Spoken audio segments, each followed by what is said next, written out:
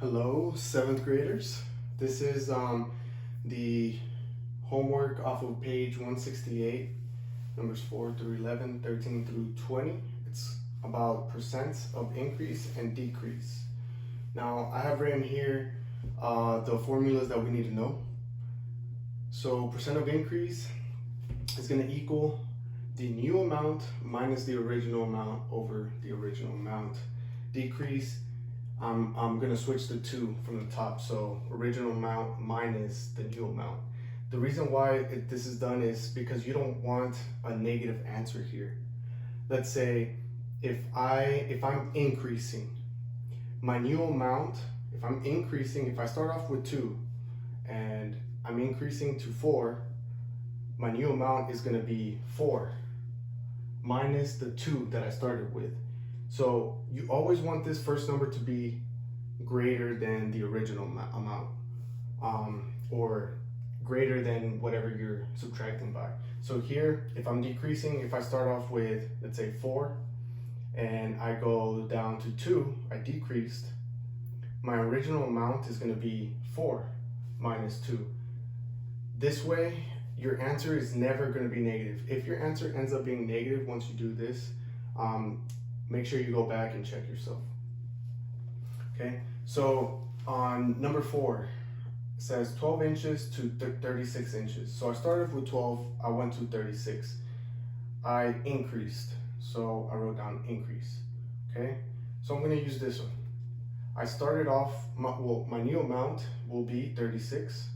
Okay, so 36 minus the original, which is the amount I started with, 12 inches, over the original amount, 12 inches.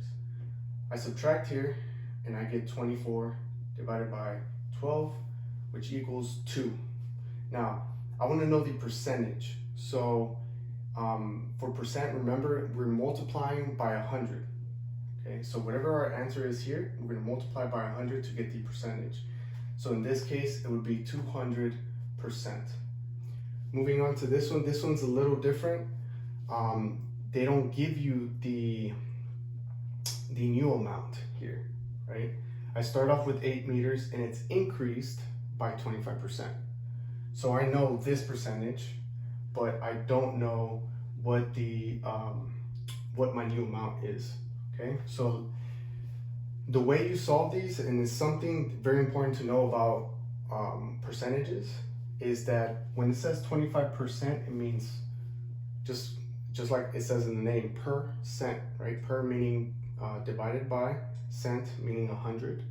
Okay, so 25 divided by 100. This percentage is equal, so this is a percentage, is equal to 0.25. So all of these are equal, are 3 different ways of writing 25%. Okay, so 25%, 25%, 25%. The reason why we do this is change it to a decimal is because that's the only way we could multiply by that percentage.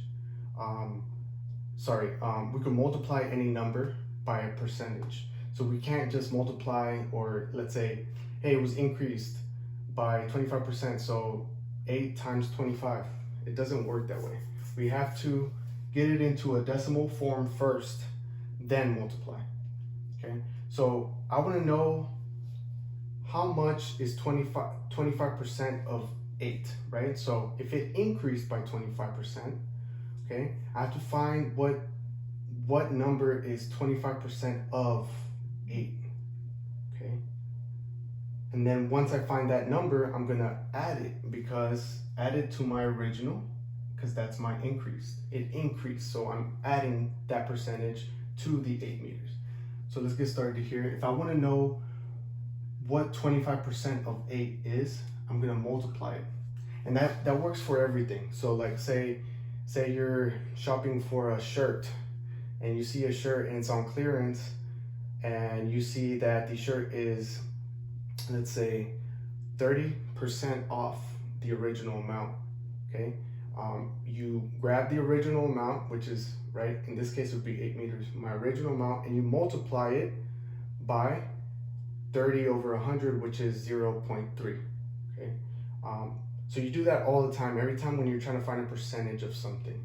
So since I'm trying to find a percentage of 8 meters,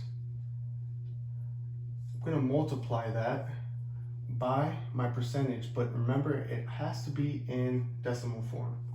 So 8 meters times 0.25 will give me the amount, the 25% of 8, okay? And this is going to be equal to 2. So 25% of 8 meters is 2 meters, and it increased by 25%. So I'm going to add that 2 to the 8. So 8 plus 2 equals 10